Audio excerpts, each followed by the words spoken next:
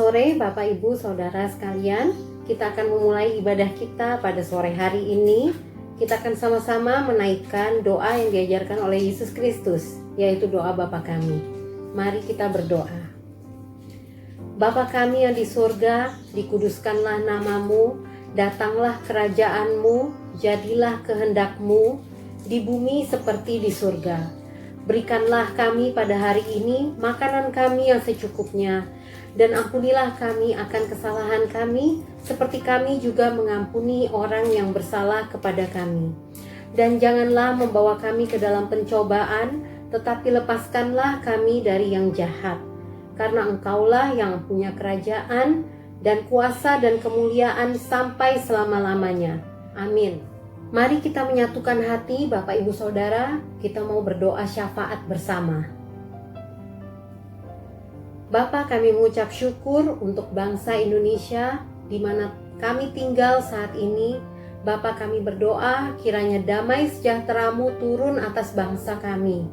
Kami bersyukur untuk pemerintah kami, Bapak Jokowi, Bapak Ma'ruf Amin, dan juga segenap menteri yang ada, segenap pemerintahan yang ada di pusat maupun di daerah-daerah.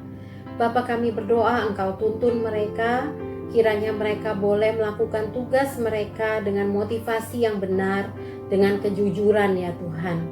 Kami berdoa juga untuk penanggulangan COVID-19. Kiranya Kau berikan hikmat pada pemerintah kami, pada tenaga-tenaga medis yang ada, untuk bisa segera menanggulangi permasalahan COVID ini ya Bapak, pandemi ini. Bapak, kami berdoa Engkau berikan hikmat-Mu pada pemerintah kami yang menerapkan segala kebijakan yang ada.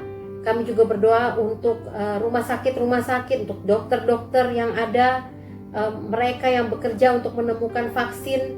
Engkau berikan hikmat-Mu juga kepada mereka Tuhan. Perlindungan-Mu atas mereka yang bekerja di garda depan dalam menanggulangi COVID ini ya Tuhan. Kami berdoa untuk Rock Ministry ya Tuhan, dimanapun berada, di Indonesia maupun di luar negeri. Engkau berikan hikmat-Mu pada setiap gembala-gembala yang ada, agar bisa membawa jemaat-Mu bertumbuh sesuai dengan firman Tuhan. Berdoa untuk gereja-gereja-Mu juga dimanapun berada ya Bapa, yang beribadah pada hari ini. Kami berdoa agar Engkau memakai gereja-gereja-Mu sebagai terang-Mu, sebagai alat untuk menyampaikan kebenaran firman-Mu kepada setiap orang-orang percaya dimanapun berada Tuhan. Kami berdoa untuk gembala senior kami, Pastor Timotius Arifin, Pastor Roni Daud Simeon. Berikan hikmat-Mu pada mereka, perlindungan, kesehatan-Mu atas mereka sekeluarga ya Tuhan. Bapa, kami berdoa untuk gembala kami, Pastor Doni Lewaka Besi. Kami bersyukur Engkau telah menuntun, Engkau telah memelihara, memberikan kesehatan-Mu sampai hari ini. Bapa, kami berdoa agar Engkau terus memberikan kesehatan pada Pastor Doni. Kalau saat ini Pastor Doni sedang mengalami kelemahan tubuh ya Tuhan, Kau mau jamah, karuniakan kesembuhan-Mu bagi Pastor ya Bapa. Kami berdoa juga untuk jemaat-jemaat-Mu di GBI Rock Karawaci. Setiap jemaat-Mu yang ada ya Tuhan, perlindungan-Mu, kesehatan atas segenap jemaat-Mu dan keluarganya ya Bapa. Bapa, kami berdoa agar jemaat-jemaat-Mu ini adalah jemaat-jemaat yang senantiasa rindu untuk mencari kebenaran firman-Mu, agar mereka boleh terus bertumbuh di dalam Engkau, semakin kuat, semakin berakar di dalam Engkau ya Tuhan. Saat ini bila ada jemaat yang mengalami sakit penyakit atau kelemahan tubuh, kami berdoa Engkau jamah ya Tuhan. Belas kasihan-Mu atas segenap jemaat yang ada ya Tuhan. Secara khusus Pak Tenggo yang saat ini juga sedang sakit, Tuhan Kau mau tolong ya Tuhan, Engkau sembuhkan ya Bapa. Engkau berikan kekuatan pada Pak Tenggo dan pemulihan ya Tuhan untuk tubuhnya. Terima kasih ya Tuhan, pada sore hari ini kami akan segera memulai ibadah kami. Kami mau memuji, meninggikan Engkau, dan juga kami rindu untuk mendengarkan firman-Mu ya Tuhan. Di dalam nama Yesus kami berdoa. Amin.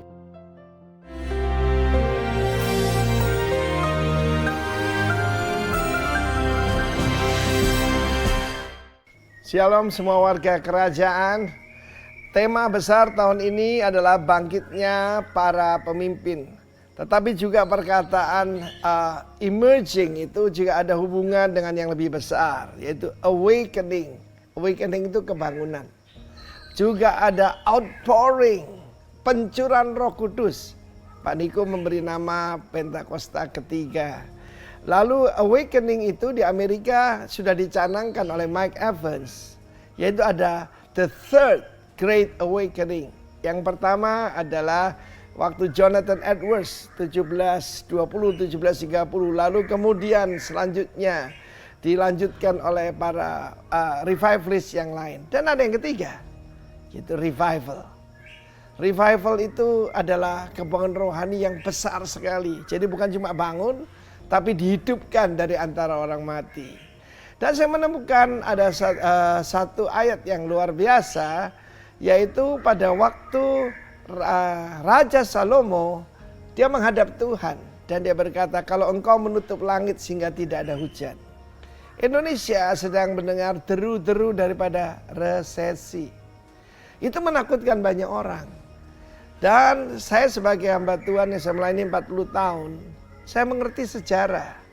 Sejarah kegerakan, sejarah awakening, revival.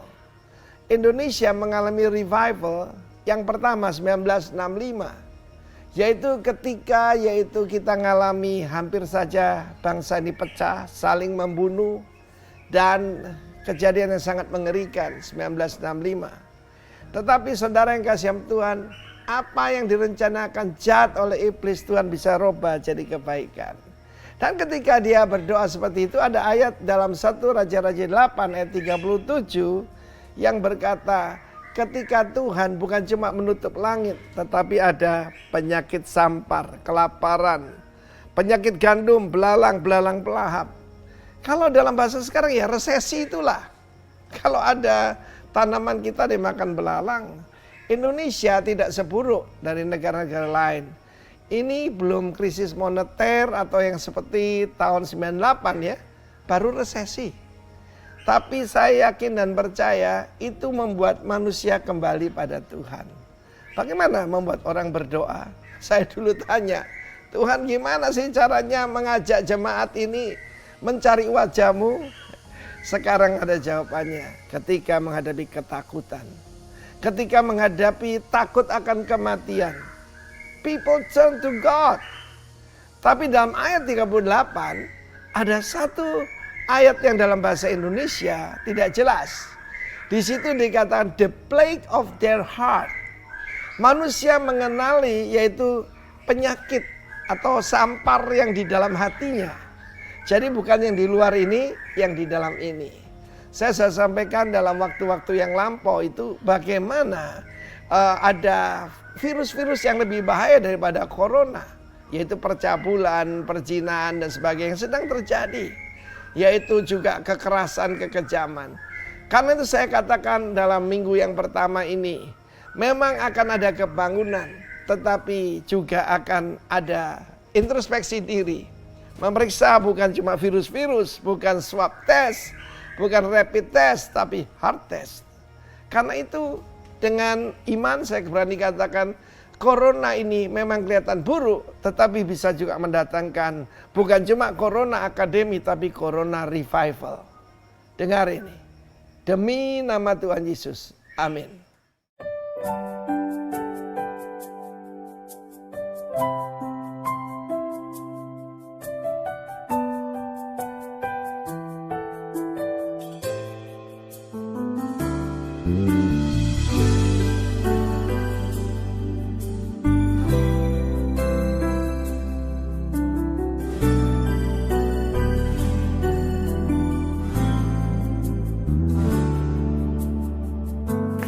Kulihat bukti kasih-Mu, Kau menderita gantikanku. Dengan darah-Mu Kau selamatkanku. Kini ku hidup menyenangkan-Mu.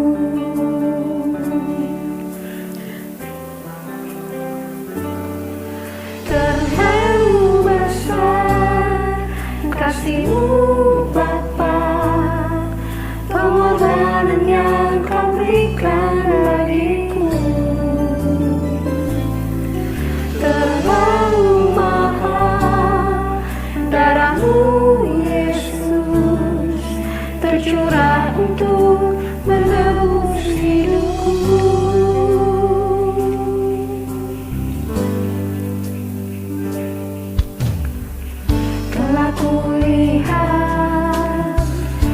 ganti kasih-Mu. Kau menderita gantikanku. Dengan darah-Mu Kau selamatkanku. Kini ku hidup menyenangkan-Mu. Terlalu besar kasih-Mu Bapa, pengorbanan yang Kau berikan bagiku. Terlalu mahal darah-Mu Yesus, tercurah untuk menebus hidupku.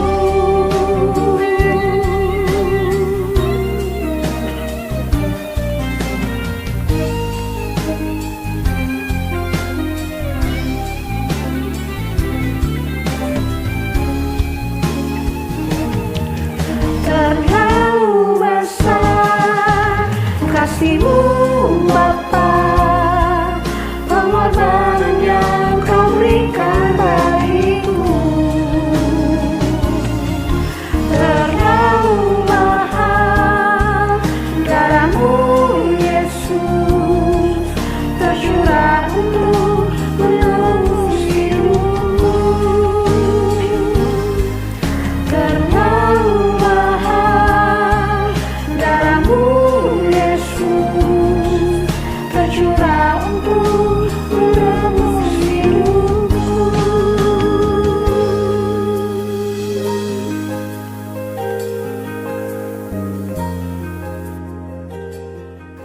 Shalom saudara-saudara, selamat hari Minggu. Kita ketemu lagi di 4 Oktober 2020, minggu pertama dari bulan Oktober.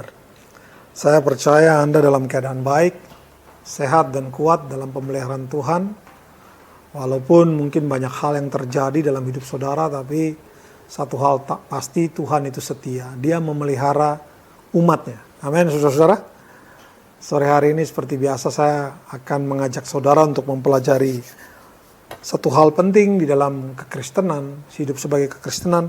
Ada hal penting yang harus kita bahas supaya hidup kita ini sungguh-sungguh menjadi berkat, supaya hidup kita ini sungguh-sungguh berfungsi sebagaimana yang Tuhan inginkan terjadi dalam kehidupan kita. Baik saudara-saudara, sebelum kita mulai, mari terlebih dahulu kita berdoa ya. Meminta Tuhan untuk menolong kita mengerti setiap kebenaran firman Tuhan disampaikan, dan terlebih daripada itu supaya kita sanggup untuk melakukan setiap kebenaran firman Tuhan. Mari kita berdoa saudara. Kami bersyukur Bapa, sore hari ini kami boleh dalam pemeliharaan Tuhan yang sempurna, kami boleh sehat, kuat, kami bisa mengikuti ibadah sore hari ini Tuhan, di bulan pertama, di minggu pertama dalam bulan Oktober ini. Kami bersyukur Engkau memelihara kami, tidak pernah meninggalkan kami dan tidak pernah membiarkan kami. Kami bersyukur tangan-Mu yang kuat itu terus memegang kami, terus menopang kami, sehingga di dalam setiap permasalahan hidup, setiap tantangan hidup yang kami alami hari-hari ini, kami boleh tetap kuat dan kami boleh tetap hidup bisa berkemenangan karena Engkau yang berserta dengan kami. Bapa, kami akan membaca firman, kemudian merenungkan firman Tuhan. Kami percaya iman timbul dari pendengaran dan pendengaran akan firman Tuhan. Dan setiap kebenaran firman Tuhan yang kami percaya tadi akan menjadi satu kami lakukan dalam kehidupan kami. Dan nama Tuhan saja yang dipermuliakan. Terima kasih Bapa Surgawi, di dalam nama Tuhan Yesus kami berdoa dan mengucap syukur. Haleluya. Amin. Sore hari ini saya mengingatkan saudara untuk menyiapkan Alkitab saudara, dan kemudian kalau ada kertas ataupun catatan, saudara bisa siapkan. Karena nanti pada saat firman disampaikan, mungkin ada hal-hal tertentu Tuhan berbicara secara spesifik ke dalam kehidupan saudara, saudara bisa catat. Baik saudara-saudara, malam hari ini saya akan berbicara tentang satu tema, yaitu hidup seperti Kristus. Ya, live like Christ. Satu hal yang sebenarnya terdengar mudah tetapi sulit. Bahkan banyak orang mengartikan hidup seperti Kristus itu adalah seperti yang mereka bayangkan dan mereka pikirkan, saudara-saudara ya. Kita akan membaca kebenaran firman Tuhan dari dalam 1 Yohanes 2 ayat 1 sampai 6. Saya akan bacakan kepada Anda, saudara-saudara. Kristus pengantara kita.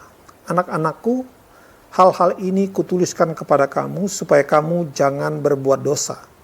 Namun jika seseorang berbuat dosa, kita mempunyai seorang pengantara pada Bapa, yaitu Yesus Kristus yang adil.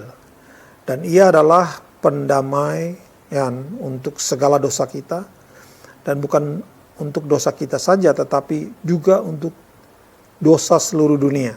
Dan inilah tandanya bahwa kita mengenal Allah, yaitu jikalau kita menuruti perintah-perintahnya. Perhatikan baik-baik saudara ya, saya baca sekali lagi. Dan inilah tandanya bahwa kita mengenal Allah, yaitu jikalau kita menuruti perintah-perintahnya. Barang siapa berkata, aku mengenal dia, tetapi ia tidak menuruti perintah-perintahnya, ia adalah seorang pendusta dan di dalamnya tidak ada kebenaran. Tetapi barang siapa menuruti firman-Nya, di dalam orang itu sungguh sudah sempurna kasih Allah. Dengan itulah kita ketahui bahwa kita ada di dalam Dia. Ayat 6. Barang siapa mengatakan bahwa ia ada di dalam Dia, ia wajib hidup sama seperti Kristus telah hidup. Saya akan lanjutkan ke ayat 7, di situ perikopnya adalah perintah yang baru. Saudara-saudaraku yang kekasih, bukan perintah baru yang kutuliskan kepada kamu, melainkan perintah lama yang telah ada kepadamu dari mulanya. Perintah lama ialah firman yang telah kamu dengar. Dari sini saya akan mengajak saudara untuk melihat Yohanes 13 ayat 34. Berbunyi demikian. Aku memberikan perintah baru kepadamu, yaitu supaya kamu saling mengasihi. Sama seperti aku telah mengasihi kamu, demikian pula kamu harus saling mengasihi. Demikian pembacaan firman saudara-saudara ya. Kalau kita melihat perikopnya, di sini jelas dikatakan Kristus itu pengantara kita. Kalau kita berbuat dosa, maka ada Kristus yang menjadi pengantara mendamaikan kita dengan Allah ya. Bahkan dikatakan di ayat 2, ia adalah pendamai untuk segala dosa kita dan bukan untuk dosa kita saja, tetapi juga untuk dosa seluruh dunia. Dan kemudian langsung dilompat ke ayat 3. Dan inilah tandanya bahwa kita mengenal Allah, yaitu jikalau kita menuruti perintah-perintahnya. Di sini kalau saudara lihat seperti ada kontras ya. Yang pertama, kalau kamu berbuat dosa, ada Kristus sebagai pengantara, pendamai kita dengan Allah. Tapi kemudian pas di ayat 3 jelas sekali. Dan inilah tandanya bahwa kita mengenal Allah, yaitu jikalau kita menuruti perintah-perintahnya. Maksudnya, jangan terus hidup dalam dosa. Itu maksudnya saudara-saudara. Dan kita akan membahas dua ayat penting di sini, yaitu ayat 3 dan ayat 6. Kemudian ayat 7 ya. Ayat 3 berbunyi, inilah tandanya bahwa kita mengenal Allah. Kalau kita sudah bertobat, ya, kalau saya hubungkan kembali dari ayat 1 dan 2, kalau kita sudah bertobat, artinya kita mengenal Allah. Kita hidup di dalam kebenaran firman Tuhan. Dan di sini ditegaskan, inilah tandanya bahwa kita mengenal Allah, yaitu jikalau kita menuruti perintah-perintahnya. Jadi kalau Yesus sudah perdamai kita dengan Allah, kita tidak punya lagi jurang yang membuat pembatasan antara Allah dan manusia. Oleh karena Kristus, maka jurang itu sudah tidak ada lagi. Artinya kita menjadi milik Allah. Ya. Di ayat 3 dikatakan kita mengenal Allah. Lah kalau sudah mengenal Allah, ya jangan hidup dalam dosa terus. Itu maksudnya. Bagaimana kita tahu kita sudah menjadi milik Allah, yaitu jikalau kita menuruti perintah-perintahnya. Ya saudara-saudara, tanda bahwa Anda dan saya adalah orang percaya, tanda bahwa saya dan saudara adalah murid Kristus, tanda bahwa saya dan saudara adalah orang-orang benar, ya, karena kita mengenal Kristus maka kita dibenarkan, itu adalah kalau kita menuruti perintah-perintahnya. Saya akan membacakan ayat 2 ini dalam terjemahan firman Allah yang hidup atau FHYH. Bagaimana kita dapat yakin bahwa kita adalah miliknya? Mulai dengan pertanyaan, bagaimanakah kita dapat yakin bahwa kita adalah miliknya? Caranya ialah dapat melihat ke dalam diri sendiri, apakah kita sungguh-sungguh berusaha melaksanakan kehendaknya. Menarik kan saudara-saudara?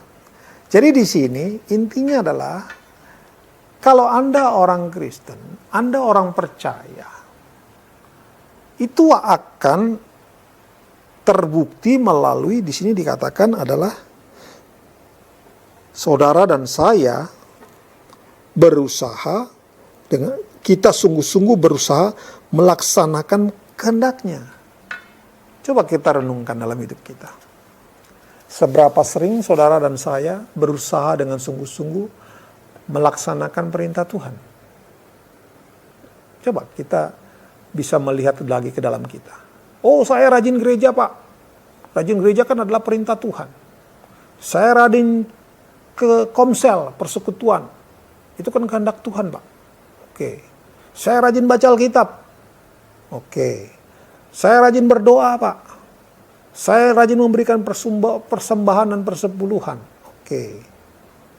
Apakah benar ini yang dimaksud dengan melaksanakan kehendak Tuhan dengan sungguh? Nanti kita akan lihat jawabannya di dalam Alkitab. Ya, nanti kita akan melihat. Tapi hari ini saya ingin mengajak saudara mengkoreksi beberapa hal penting yang seringkali kita pikir kita ini sudah melaksanakan kehendak Tuhan. Saya rajin berpuasa, saya rajin berdoa, saya rajin baca Alkitab, saya rajin dan sangat tekun mengikuti semua kegiatan gereja. Doa malam, doa keliling, semua saya ikuti. Apakah benar yang dimaksud dengan melaksanakan kehendak Tuhan adalah itu semua? Atau kita sedang melaksanakan kehendak gereja? Harus dibedakan saudara-saudara. Program gereja dan program Alkitab. Kehendak gereja dan melakukan kehendak Tuhan. Kadang-kadang kita terjebak di situ. Kita melaksanakan kehendak gereja, program gereja dengan sungguh-sungguh tadi, dengan sungguh-sungguh. Tapi faktanya di akhirnya kita sedang bertabrakan dengan melakukan kehendak Tuhan. Terlalu banyak orang sibuk di gereja tanpa ada waktu untuk keluar. Tanpa ada waktu untuk pergi menginjil. Tanpa ada waktu untuk menunjukkan perbuatan baiknya buat orang di sekitar kita. Dengan kata lain, mereka lebih sibuk berada di dalam gereja, gedung gereja, dan mereka lebih fokus dalam kegiatan gedung dalam gereja, bukan di luar gedung gereja. Kita akan melihat, karena judul dari khotbah ini adalah Live Like Christ, saya akan tunjukkan kepada saudara bagaimana Kristus telah hidup. Kalau saudara membaca isi Alkitab, saudara tidak akan pernah temukan Yesus diam di dalam rumah ibadah Senin sampai Senin. Dari hari Sabtu sampai Sabtu dia terus ada dalam rumah ibadah. Saudara tidak akan pernah temukan itu. Dia ada di atas bukit. Dia ada di pinggir danau. Dia berjalan berkeliling. Dia sebentar ada di Yeriko. Sebentar ada di Samaria. Sebentar lagi ada di Galilea. Itu Yesus. Dia berjalan berkeliling. Bagaimana dengan kita, saudara-saudara? Di sini jelas dikatakan dalam 1 Yohanes 2 ayat yang ketiga bahwa inilah tandanya bahwa kita mengenal Allah, yaitu jikalau kita menuruti perintah-perintahnya. Di situ tidak dikatakan menuruti perintahnya saja, tetapi dikatakan perintah-perintahnya. Jadi bukan cuma satu bagian. Semua bagian dalam Alkitab yang merupakan perintah haruslah kita jalankan itu sebagai tanda bahwa saudara dan saya adalah milik Kristus. Saudara dan saya adalah orang-orang yang mengenal Allah. Ya. Kalau kita mengenal Allah, maka pasti kita melakukan kebenaran firman. Saudara kalau mengikuti khotbah-khotbah saya yang beberapa waktu lalu, bahkan mungkin sebulan 2 bulan lalu yang saya sudah sempat ada di YouTube ya, tentang orang-orang yang benar, tentang orang-orang yang beriman ya, bagaimana mereka bukan cuma punya hubungan baik dengan Tuhan ya. Mereka punya komunikasi yang baik dengan Tuhan, tapi ada kehidupan lain yang mereka kerjakan. Kalau saudara membaca, selain mereka punya hubungan baik dengan Tuhan, mereka disebut orang-orang yang percaya, kemudian adalah hidup mereka itu benar. Ya, saudara-saudara. Salah satu contoh adalah Nuh. Ya, bagaimana Alkitab mencatat dia orang yang paling benar yang hidup di sejamannya. Dia tidak hidup seperti orang-orang di zamannya. Dia berbeda. Dia melakukan kebenaran firman Tuhan. Bahkan minggu lalu saya bicara tentang Yusuf ya. Bagaimana Yusuf itu disebut sebagai pengadu. Dia suka mengadukan dosa-dosanya saudara-saudaranya yang lain. Dengan kata lain, Yusuf tidak berbuat dosa. Mereka bersaudara tapi Yusuf tidak bergaul dengan mereka. Dia berbeda hidupnya dan itu ditunjukkan kemudian melalui bagaimana hidupnya di rumah Potifar, di dalam penjara, bahkan pada akhirnya dia diangkat menjadi orang kedua setelah Firaun di Mesir. Orang-orang yang punya hubungan dengan Tuhan, atau kata lain seperti yang kita ikuti kata Yohanes saja dalam 1 Yohanes 2 ayat 3 ini, orang-orang yang mengenal Allah, tandanya adalah mereka melakukan perintah-perintah Tuhan. Ya, saudara-saudara.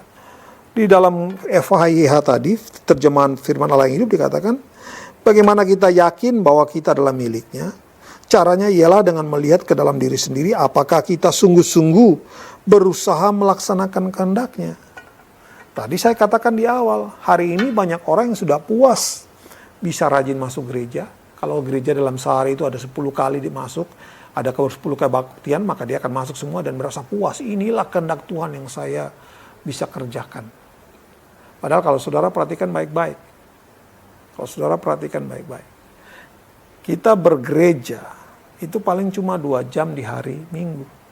Selebih daripada itu, hidup saudara Senin, Selasa, Rabu, Kamis, Jumat, Sabtu, Anda hidup di luar gedung gereja. Kalau kita merasa sudah puas dengan apa yang kita kerjakan di dalam gereja, jangan lupa, Anda tidak hidup dalam gereja, saudara-saudara. Sebab di luar gedung gereja itu hidup Anda yang terlama di sana. Kalau kita cuma melakukan 2 jam sungguh-sungguh datang gereja, tanpa kemudian Senin sampai Sabtu Anda tidak mempraktekkan kebenaran firman Tuhan, maka saya rasa tidak pantas kita disebut sebagai orang Kristen.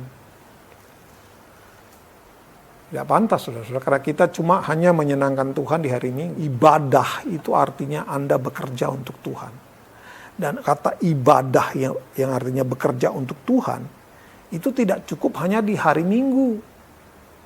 Ibadah untuk Tuhan yang lengkap adalah Anda dengar firman Tuhan di hari Minggu, kemudian engkau mempraktekkan kebenaran firman Tuhan di luar hari Minggu. Itu ibadah yang sejati.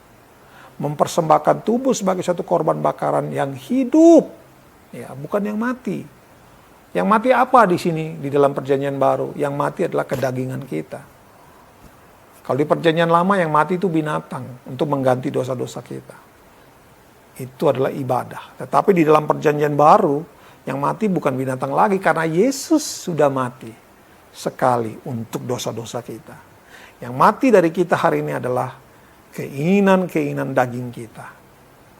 Itu ibadah yang sejati. Nah, mematikan keinginan daging ini perlu kebenaran firman Tuhan. Mengisi hati kita, mengisi pikiran kita. ya, menguasai pikiran kita.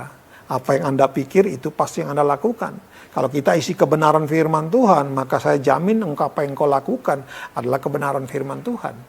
Nah, di sini 1 Yohanes 2 mengingatkan kita bahwa inilah tandanya bahwa kita adalah anak-anak Allah, yaitu kita melakukan kebenaran firman Tuhan.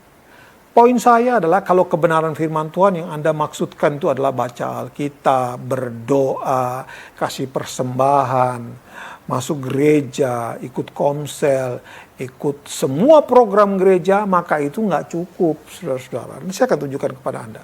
Itu tidak cukup. Dan jangan anggap itu sebagai sesuatu yang benar-benar menyenangkan Tuhan.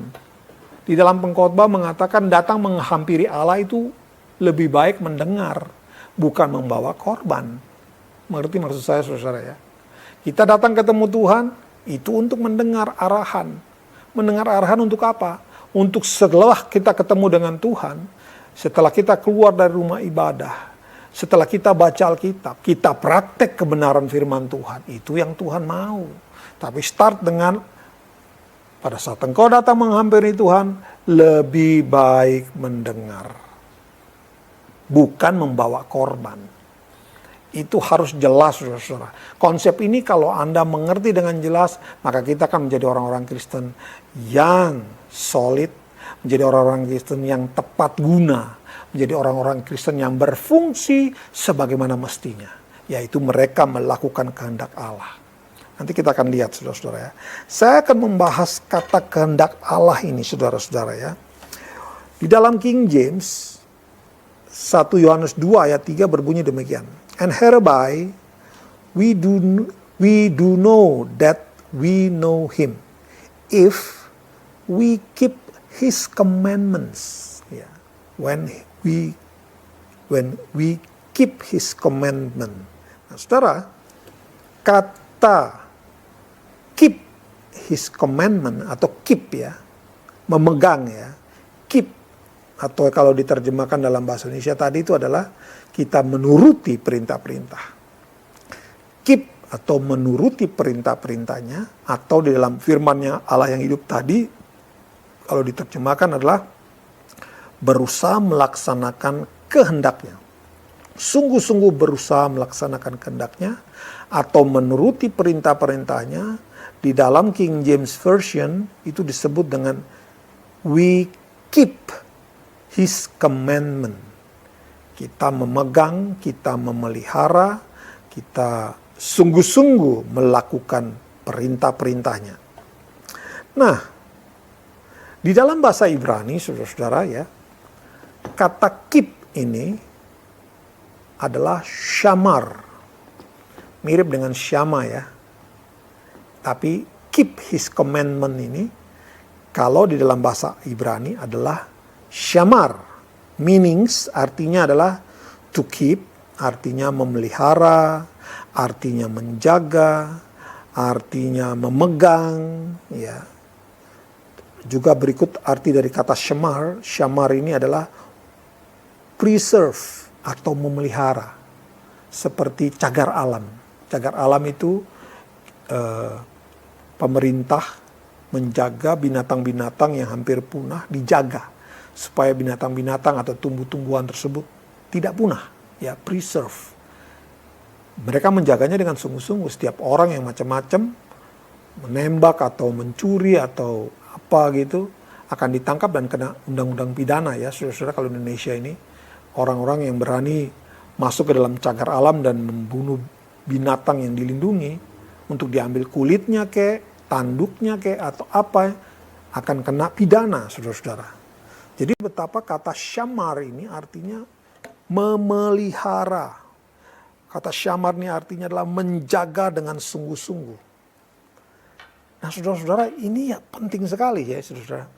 Firman Tuhan yang kita pernah dengar, itu kita pelihara, kita jaga dengan sungguh-sungguh, supaya firman ini bisa dilakukan. Sungguh-sungguh kita melakukannya. Itu adalah tanda bahwa Anda dan saya mengenal Kristus. Itu tandanya, saudara. Kalau hari ini kita rajin masuk gereja, tapi kalau kita ditampar pipi kiri, kita balas tonjok orang lain, itu bukan orang Kristen, saudara-saudara. Itu tidak bisa dikategorikan sebagai orang yang sedang syamar atau orang yang sedang keep his commandment. Orang yang memegang perintah Tuhan tidak bisa disebut begitu. Kenapa? Karena apa yang diperbuatnya itu tidak mencerminkan Kristus. Lalu apa yang mencerminkan Kristus? Tadi di awal saya katakan, Yesus tidak menghabiskan waktunya di dalam rumah ibadah. Kalau saudara memperhatikan baik-baik cerita tentang Yesus, dia selalu berkeliling. Galilea, Yudea, Samaria, dia pergi ke Yeriko, jalan kaki sama ke-12 muridnya, saudara-saudara. Ada di danau, ada di atas gunung, di atas bukit. Apa yang dilakukan Yesus?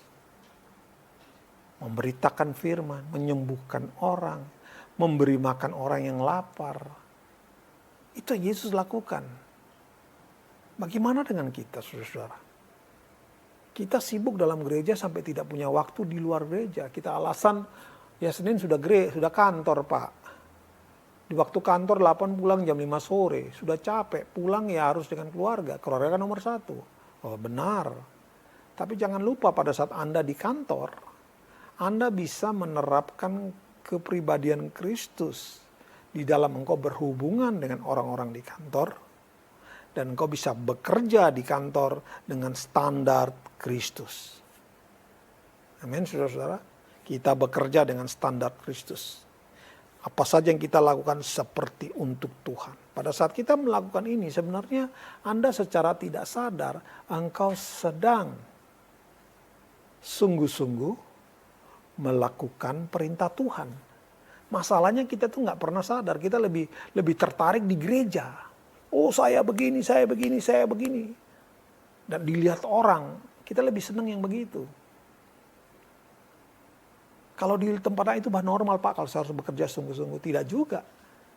Kalau kita menerapkan kebenaran firman Tuhan di dalam setiap apa yang kita kerjakan, maka sebenarnya adalah Anda dan saya sedang melakukan kebenaran firman Tuhan.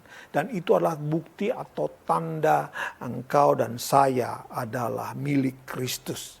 Anda dan saya adalah pengikut Kristus. Anda dan saya adalah orang-orang yang mengenal Dia. Amin, saudara-saudara. Jadi penting sekali ini, saudara. Kita keep His commandment. Kata Ibraninya adalah shamar. Yang artinya adalah to keep, watch, dan preserve. Menjaga dengan sungguh-sungguh. Alias hidup dengan sungguh-sungguh melakukan kebenaran firman Tuhan. Memang pada saat Anda dan saya memutuskan untuk hidup melaksanakan kebenaran firman Tuhan, kita akan menjadi kaum minoritas di dalam dunia ini. Dan kita akan dibenci sama seperti Yesus juga dibenci. Kita akan dibenci, saudara-saudara. Dan jangan heran yang membenci kita adalah mungkin orang-orang sesama Kristen yang tidak sungguh-sungguh dalam Tuhan. Karena kalau saudara melihat cerita Kristus, cerita tentang Yesus, apa yang terjadi dalam kehidupannya, yang membenci dia dan otak pembunuhan daripada Kristus adalah ahli-ahli Taurat. Mereka yang begitu membencinya.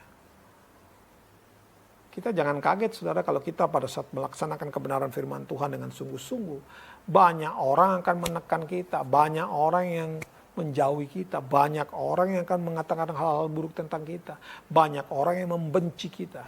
Tapi itu adalah harga yang memang harus kita bayar. Yesus pernah menderita, Anda dan saya juga harus menderita. Itu hal-hal yang memang Alkitab sudah tulis. Tapi penderitaan tersebut bukan karena kebodohan-kebodohan kita. Karena kita berdosa terus kita menderita lalu kita katakan saya menderita sama seperti Kristus. Ya salah. Amin, saudara-saudara ya. Jadi kata shamar ini adalah to keep, watch, and preserve. Saya akan memunculkan ada definisi yang datang daripada tulisan Ibrani ini. Tadi kalau kita melihat definisi dari bahasa Inggris dari versi King James tentang to keep his commandment adalah memelihara, menjaga, sungguh-sungguh memegang kebenaran firman Tuhan. Tapi kali ini saya akan mengajak saudara untuk melihat arti atau definisi kata to keep atau kata tadi itu menjaga atau kata menuruti perintahnya dari dalam bahasa Ibrani yang saya ambil dari huruf-huruf yang membentuk kata syamar ini di dalam bahasa Ibrani. Syamar ini tersusun atas 3 huruf, yaitu Shin, Mem, dan Res. Ya. Shin itu punya lambang adalah gigi. Artinya bisa destroy atau menghancurkan. Kedua kata Mem atau huruf Mem ini punya lambang adalah air. Air itu selalu melambangkan kekacauan. Kemudian huruf ketiganya adalah Res. Res ini punya simbol atau punya lambang adalah kepala, head. Yang artinya person, artinya orang. Nah, saudara perhatikan ya. Definisi kata syamar atau kata to keep atau kata menuruti perintah-perintahnya dari 3 huruf Ibrani ini akan membentuk satu kalimat yang menarik. Saya langsung saja. Jadi kata syamar ini dari huruf-huruf Ibrani akan membentuk kalimat ini. The person who destroy the chaos. Menarik kan? The person who destroy the chaos. Artinya adalah orang yang menghancurkan, the person who destroy, orang yang menghancurkan kekacauan. Perhatikan baik-baik, ini dalam sekali artinya. Orang yang menghancurkan kekacauan. Siapakah itu? Mereka adalah orang-orang yang memegang kebenaran firman Tuhan. Orang-orang yang menjaga firman Tuhan dengan sungguh-sungguh dalam hidupnya, menerapkannya dalam kehidupan mereka sehari-hari. Dikatakan mereka ini adalah the person who destroy the chaos. Orang-orang yang menghancurkan kekacauan. Kok bisa? Karena orang tersebut melakukan kebenaran firman Tuhan. Dia bukan cuma dengar. Dia bukan cuma mengerti. Dia bukan cuma sekedar tahu. Tetapi pada saat dia mendengar kebenaran firman Tuhan, dia terapkan di dalam kehidupan sehari-hari, bukan di dalam gereja saja. Orang-orang seperti ini akan menghancurkan kekacauan demi kekacauan yang diciptakan oleh iblis. Luar biasa kan saudara-saudara? Mari kita sungguh-sungguh melaksanakan kebenaran firman Tuhan. Mari kita sungguh-sungguh berpegangan kepada firman Tuhan. Sebab selain Anda akan menghancurkan kekacauan yang diciptakan oleh iblis, engkau juga disebut sebagai orang-orang yang mengenal Tuhan. Yesus itu tidak pernah tertipu oleh iblis. Tapi hari ini banyak orang Kristen tertipu oleh iblis. Iblis pakai segala macam cara untuk menipu mereka. Sehingga mereka menjadi orang-orang yang egois. Tetapi mulutnya selalu mengatakan haleluya, puji Tuhan. Tapi mereka tidak sedikit pun menerapkan kebenaran firman Tuhan di luar sana. Mereka jago kalau dalam gereja. Wah, haleluya, puji Tuhan. Bagaimana keadaannya? Puji Tuhan saya baik. Tapi tidak pun sedikit kata-kata seperti ini bisa diungkapkan di luar sana. Padahal kita ini, saya suka mengatakan begini, action speak louder than words. Artinya tindakan itu berbicara lebih keras dari sekedar kata-kata. Mengikut Kristus itu kita perlu tindakan, saudara-saudara ya. Mengikut Kristus atau pengikut Kristus yang nyata itu bukan nyata dari mulutnya yang hebat kalau berbicara tentang Yesus. Tapi dalam waktu tindakan nol, salah saudara-saudara. Bagaimana mungkin Anda dengar firman tapi engkau tidak menjaganya, tidak keep firman itu dalam hidupmu. Dan kemudian engkau bisa menghancurkan tipuan iblis. Tidak bisa, saudara. Iblis tidak takut dengan firman Tuhan. Tapi dia takut kepada orang-orang Kristen yang mendengar firman, memeliharanya, melaksanakannya. Dia takut dengan orang-orang Kristen yang demikian. Dia tidak pernah takut Anda rajin baca Alkitab sehari 20 pasal, dia nggak takut. Dia nggak takut engkau bisa berdoa dari pagi, siang, sore, malam, dia nggak takut. Dia juga tidak takut kalau Anda rajin berpuasa, dia tidak takut. Iblis tidak pernah takut dengan orang Kristen yang rajin masuk gereja. Tidak pernah takut, tidak ada Alkitab mengatakan itu. Tapi iblis mulai terganggu pada saat seseorang mulai memelihara firman Tuhan, melakukan dalam kehidupannya, iblis terganggu. Karena tipuan yang dilancarkan kepada orang tersebut fail, tidak bisa menembusnya. Kenapa? Karena orang ini dipenuhi dengan kebenaran firman. Pemikirannya dipenuhi dengan kebenaran firman. Apa yang Anda pikirkan, pasti Anda lakukan. Kalau yang ada dalam pikiran ini adalah kebenaran firman, maka tidak mungkin iblis masuk dan menyelusup di sana. Yang jadi masalah adalah pada saat pikiran ini Anda izinkan untuk menerima sesuatu yang datang dari dunia. Sesuatu dari dunia masuk akan mengacaukan pemikiran kita. Tipuan iblis mulai masuk. Iblis kan masuk dari apa yang kita lihat, ya, keinginan mata, keinginan daging, dan keangkuhan hidup. Itu tiga hal dari dalam dunia ini yang menjadi senjata iblis masuk menyerang manusia. Tapi perhatikan saudara-saudara, keinginan mata, keinginan daging, dan keangkuhan hidup ini akan rontok di tengah jalan. Belum masuk udah rontok duluan. Kenapa? Kalau ada kebenaran firman dalam pikiran kita. Orang yang mengenal Tuhan itu bukan dari gayanya. Ya, tidak. Orang yang mengenal Tuhan itu nampak daripada karya-karyanya. Jangan kita merasa hebat kalau kita sudah rajin masuk gereja. Karena itu bukan bagian yang terpenting. Apalagi kalau di gereja Anda sibuk melayani. Engkau bukan sibuk duduk dengar firman Tuhan seperti Maria.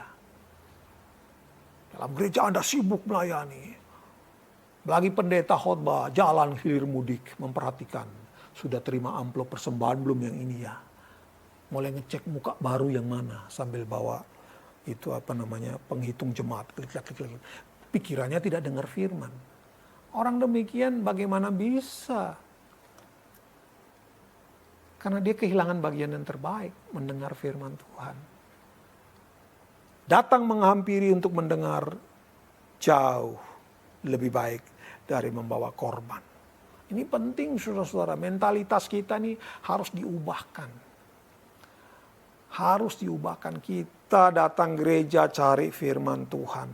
Dengar firman Tuhan. Isi hati dan pikiran kita dengan firman Tuhan. Supaya setelah Anda keluar daripada gereja, Anda mempraktekkan semua kebenaran firman yang tadi engkau dengar. Itu adalah tanda bahwa Anda dan saya mengenal Dia. Itu adalah tanda saudara dan saya adalah anak Allah. Itu adalah tanda saudara dengan saya adalah murid Kristus. Amin, saudara-saudara. Ingat, orang yang memelihara kebenaran firman Tuhan akan menghancurkan setiap strategi tipuan iblis yang mengakibatkan kekacauan.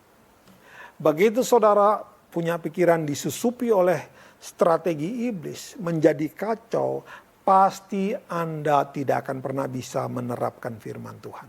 Itulah sebabnya Alkitab bilang, jadi tenang supaya kamu bisa berdoa. Ya kan? Ini pikirannya lagi kacau berdoa, pasti berdoanya ngawur. Harus tenang dulu. Izinkan kebenaran firman Tuhan menguasai hati dan pikiran, baru engkau berdoa. Karena waktu pikiran dan hati Anda tenang berdoa, maka doa-doa Anda pastilah doa-doa yang sesuai dengan kehendak Tuhan. Amin, saudara-saudara. Itu tadi kata syamar yang artinya the person who destroy the chaos. Yaitu mereka-mereka yang memelihara kebenaran firman Tuhan dengan sungguh-sungguh. Menerapkan kebenaran firman Tuhan di dalam setiap aspek kehidupan. Mereka-mereka ini yang akan melihat tipuan iblis dihancurkan. Oleh siapa? Oleh kebenaran firman Tuhan itu sendiri yang ada dalam pikiran saudara. Hari ini waktu Anda di dalam merenungkan firman Tuhan itu menjadi lebih penting daripada yang lain-lain.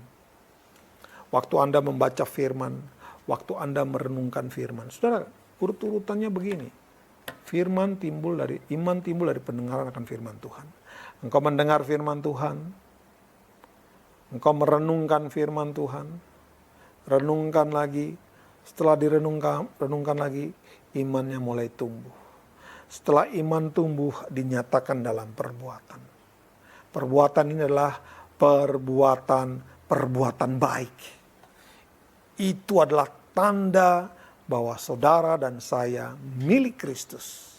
Kalau kita rajin datang gereja dan kita merasa kita ini milik Kristus, tanpa pernah engkau melakukan kebenaran firman Tuhan, menerapkan satupun kebenaran firman Tuhan di luar sana, maka Anda bukan milik Kristus, engkau milik gereja. Beda ya. Beda. Kalau milik Kristus, maka tampak sekali perbuatan-perbuatan. Nah, sekarang saya lanjutkan, saudara. Kalau kita memperhatikan di dalam ayat yang keempat ya. Tetapi barang siapa menuruti, itu tadi, syamar.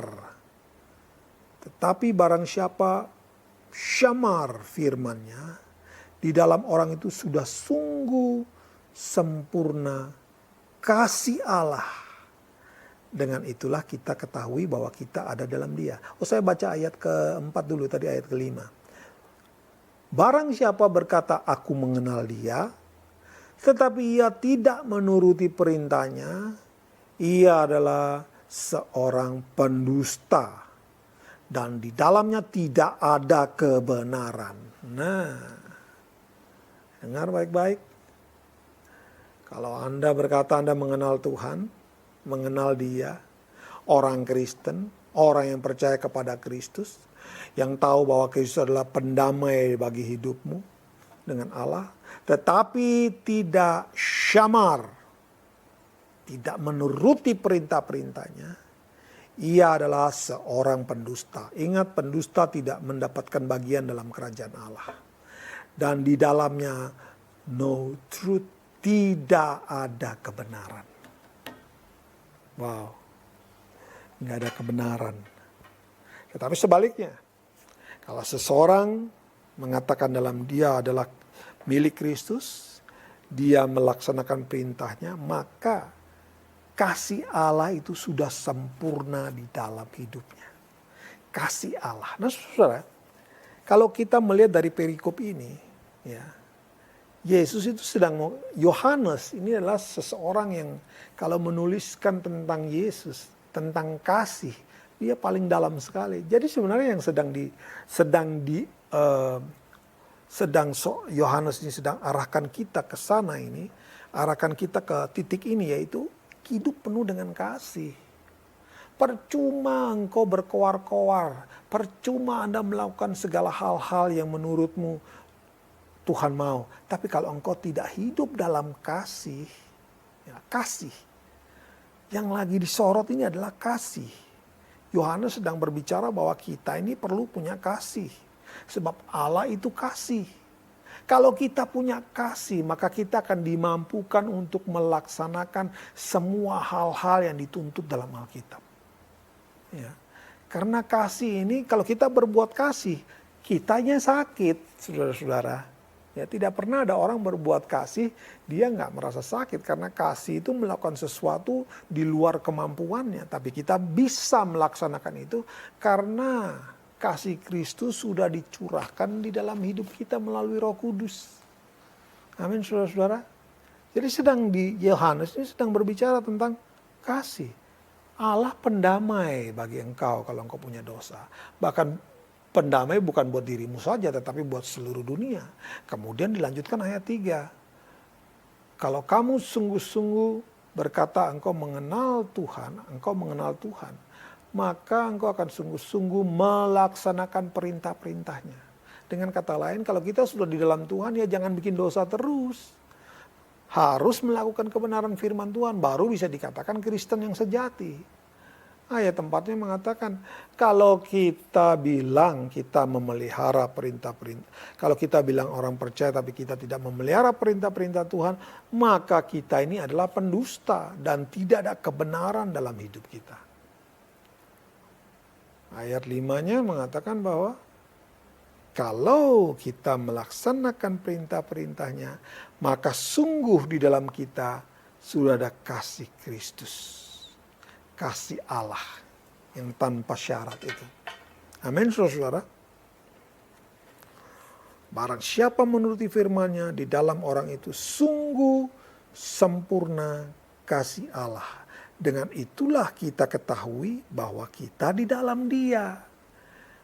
Kalau Anda punya kasih dan nampak dalam perbuatan, itulah tandanya bahwa kita adalah murid Kristus.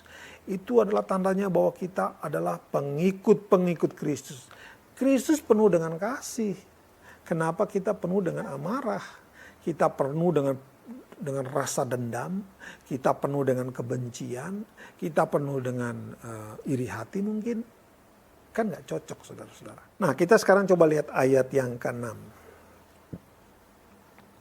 1 Yohanes 2 ayat yang berbunyi demikian. Barang siapa mengatakan bahwa ia ada di dalam Dia, perhatikan kata-kata ini. Ia wajib hidup sama seperti Kristus telah hidup. Kata lainnya begini. Barang siapa mengatakan bahwa ia adalah orang percaya. Barang siapa mengatakan bahwa ia adalah murid Kristus. Barang siapa berkata bahwa dia adalah orang Kristen. Ia wajib hidup sama seperti Kristus hidup. Tidak ada tawar-menawar dalam hal ini, saudara ya. Tadi di awal saya katakan kepada saudara, bagaimana Kristus telah hidup. Dia hidup bukan buat dirinya. Dia hidup buat orang lain. Dia hidup bagaimana supaya orang lain mengerti firman Tuhan. Dia hidup bagaimana supaya orang lain mendapatkan kesembuhan. Dia hidup supaya bagaimana orang lain bisa terlepas dari tipuan iblis. Itu Yesus. Dia tidak menghabiskan waktunya di dalam rumah atau di dalam rumah ibadah dari Senin sampai Sabtu. Dia ada di rumah ibadah itu hari Sabtu, hari Sabat. Dia di situ memang. Tapi setelah dari situ, dia kembali lagi. Tidak ada waktu buat Yesus untuk santai-santai. Bagaimana dengan kita, saudara-saudara? Kebaktian cuma 2 jam dalam seminggu aja, kita udah protes. Ikut doa malam yang mungkin cuma sejam kita protes. Ikut komsel yang mungkin 1,5 jam aja nggak pernah ikut. Saya heran dengan orang-orang Kristen zaman sekarang. Katanya pengikut Kristus. Katanya Kristus menolong mereka. Ikut komsel yang cuma 1 jam. Itu pun lewat Zoom. Nggak ada yang ikut. Ironis kan? Padahal berkoar-koar. Wah iya, saya orang Kristen. Saya wajib hidup sama seperti Kristus. Ikut komsel yang cuma 1 jam nggak ada. Itu gampang sekali lewat Zoom. Alasannya nggak ngerti teknologi. Teknologi itu gampang kalau mau kita belajar. Dari sini kelihatan bahwa sebenarnya tidak ada kasih Kristus dalam orang tersebut. Apa yang dilakukan selama ini buat gereja misalkan. Itu cuma supaya orang tahu, oh saya begini. Tapi ingat, Allah melihat hati. Allah tidak pernah melihat apa yang engkau lakukan di penampakan. Tuhan selalu melihat hati.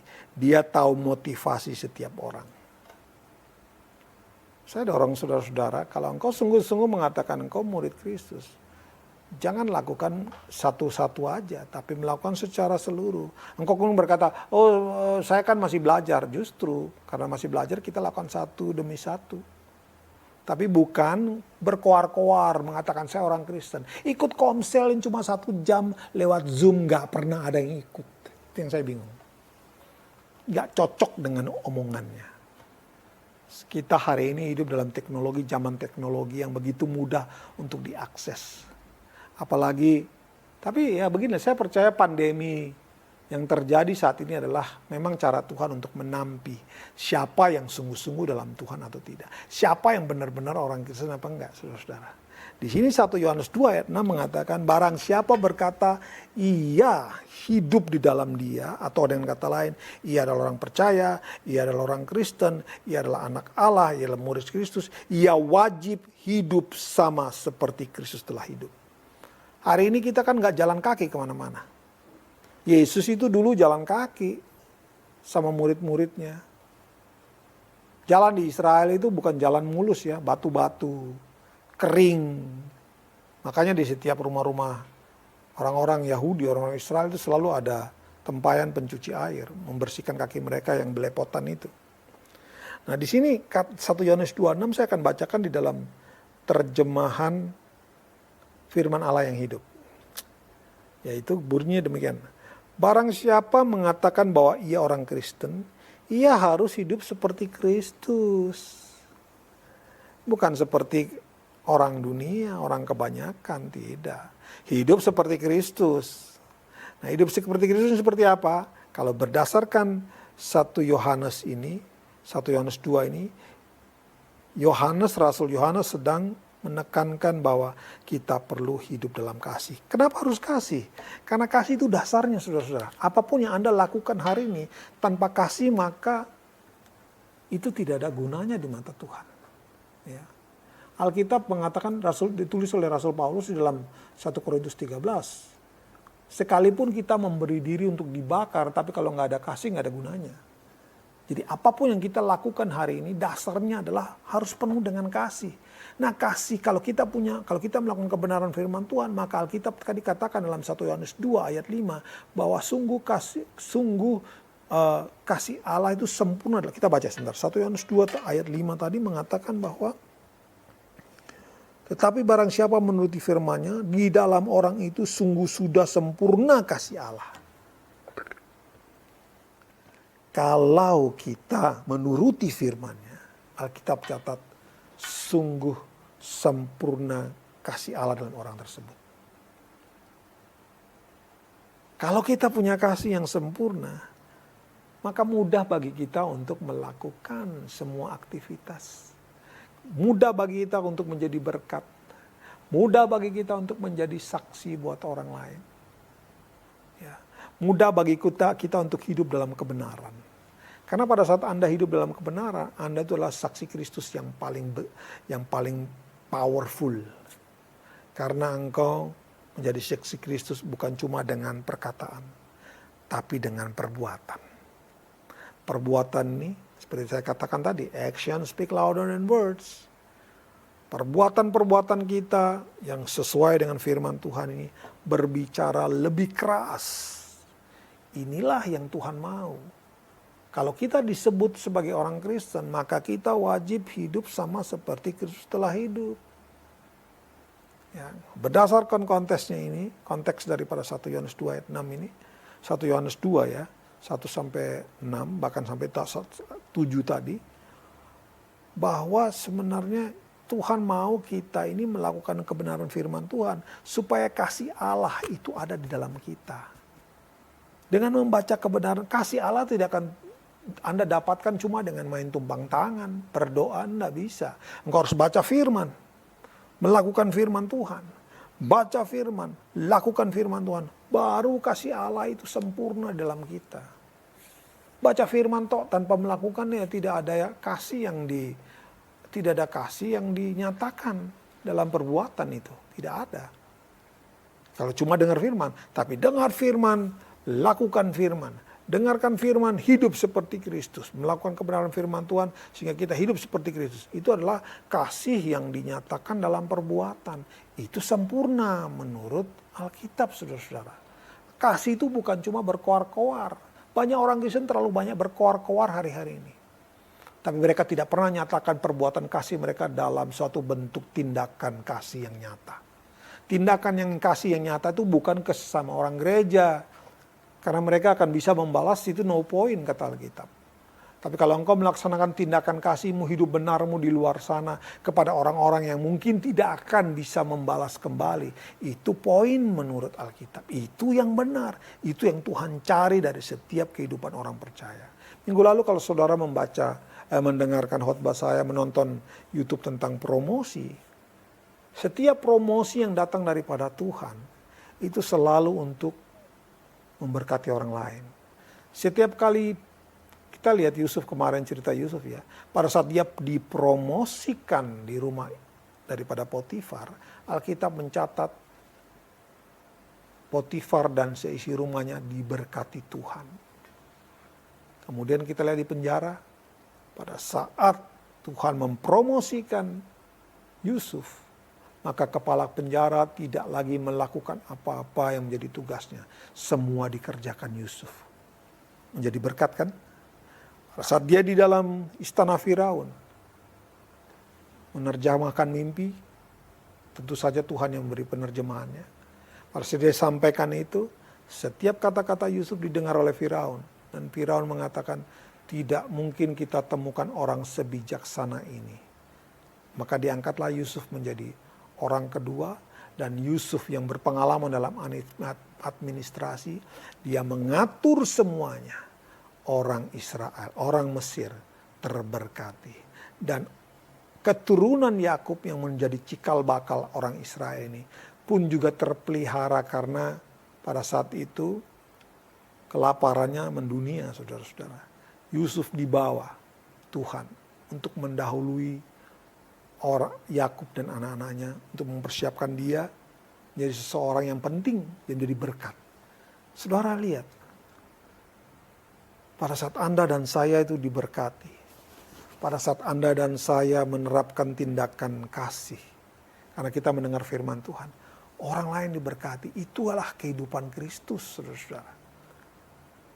Mana mungkin Anda disebut orang Kristen? Kemanapun engkau pergi, orang mencibir mulut. Orang mengatakan ini orang gak benar. Orang mengatakan dia ini gak beres. Orang mengatakan, oh jangan dekat-dekat dia. Kan gak cocok, saudara-saudara. Yesus tidak pernah dikatakan demikian. Mari saudara, kita belajar untuk seperti apa yang Tuhan mau. Hidup seperti dia. Nah, coba kita lihat di dalam ayat 7 ya, saudara-saudara ya sekarang ya. Dalam ayat 1 Yohanes 2 ayat yang 7 tadi. 1 Yohanes 2 ayat yang ke-7.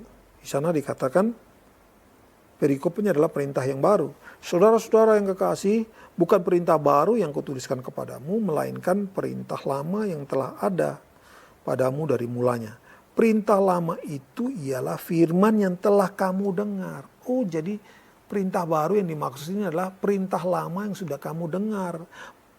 Mungkin saja kamu udah lupa, gak pernah lakukan. Maka di sini Yohanes menyebut itu sebagai perintah baru. Sebenarnya adalah perintah yang lama. Perintah baru ini apa? Sebenarnya yang sudah pernah disampaikan ini apa sih? Kita lihat di dalam Yohanes 13 ayat 34. Ya. Di sini kata Yesus, aku memberikan perintah baru kepadamu, yaitu supaya kamu saling mengasihi, sama seperti aku telah mengasihi kamu, demikian pula kamu harus saling mengasihi. Jadi perintah baru yang sudah usang karena tidak pernah dilakukan, dikatakan, disebutkan oleh Yohanes itu adalah perintah baru. Tapi sebenarnya itu adalah perintah lama yang sudah disampaikan oleh Yesus sendiri pada saat itu. Bahwa kita harus saling mengasihi sama seperti Yesus mengasihi kita. Saudara, sekali lagi, kalau engkau tidak punya kasih dalam hidupmu, percuma engkau beribadah. Percuma engkau berjubur dirimu orang Kristen. Allah tidak mengakuimu. Bahkan dikatakan kamu adalah pendusta. Tidak ada kebenaran dalam hidupmu. Nah, sekarang saya mau mengajak saudara untuk melihat satu ayat yang saya paling suka, yang sangat merefleksikan kehidupan Yesus selama dia ada di dalam dunia ini. Kisah Rasul 10 ayat 38. Di situ dikatakan, yaitu tentang Yesus dari Nazaret, bagaimana Allah mengurapi dia dengan Roh Kudus dan kuat kuasa. Dia yang berjalan berkeliling sambil berbuat baik, menyembuhkan orang, menyembuhkan semua orang yang dikuasai iblis, sebab Allah menyertai dia. Ada 3 hal yang dilakukan. Pertama, berjalan berkeliling. Dia tidak diam di satu tempat. Anda hari ini mungkin gak bisa berkeliling-keliling karena pekerjaanmu membatasi kita untuk berkeliling. Tapi itu tidak berarti Anda tidak melakukan kebenaran firman Tuhan yang diterapkan, dinyatakan dalam perbuatan. Ya. Hal kedua yang dilakukan oleh Yesus adalah berbuat baik, ya, berbuat baik dan menyembuhkan semua orang. Itu yang ketiga. Di sini sangat dibedakan antara berbuat baik dan menyembuhkan semua orang yang dikuasai iblis. Padahal menyembuhkan orang itu kan termasuk dalam berbuat baik. Tapi kalau saudara memperhatikan di sini bahwa berbuat baik itu dipisahkan. Dikatakan dia yang berjalan berkeliling itu yang pertama. Sambil berbuat baik yang kedua. Dan menyembuhkan semua orang yang dikuasai iblis itu yang ketiga. Menyembuhkan orang itu dibedakan dengan berbuat baik.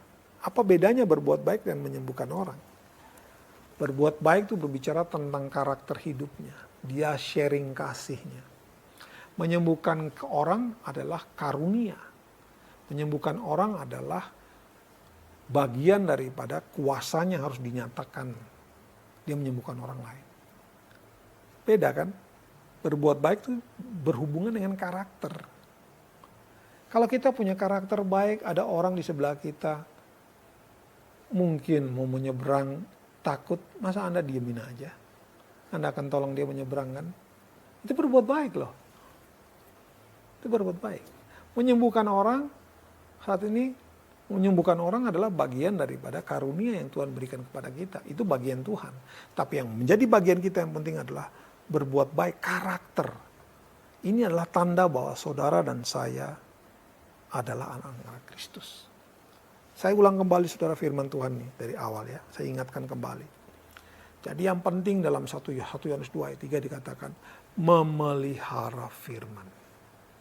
Memelihara firman itu dalam bahasa Ibrani syamar. Kalau diterjemahkan dari kata syamar ini akan menghasilkan kata person who destroy the chaos.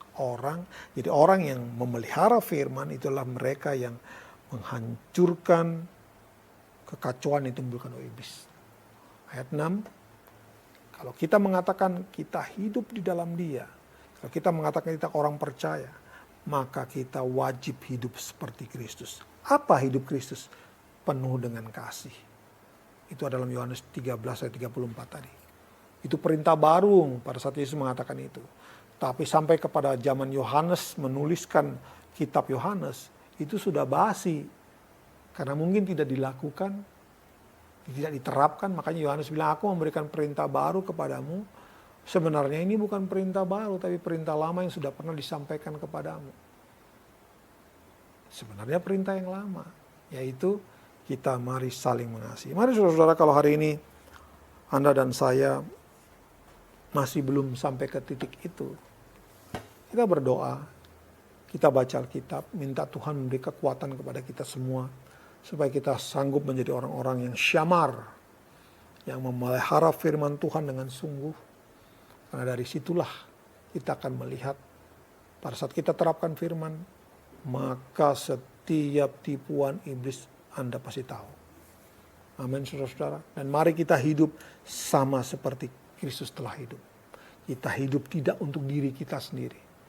Hidup buat, ingat tadi saya sampaikan, setiap berkat yang Tuhan berikan dalam hidupmu sebenarnya itu bukan buat Anda.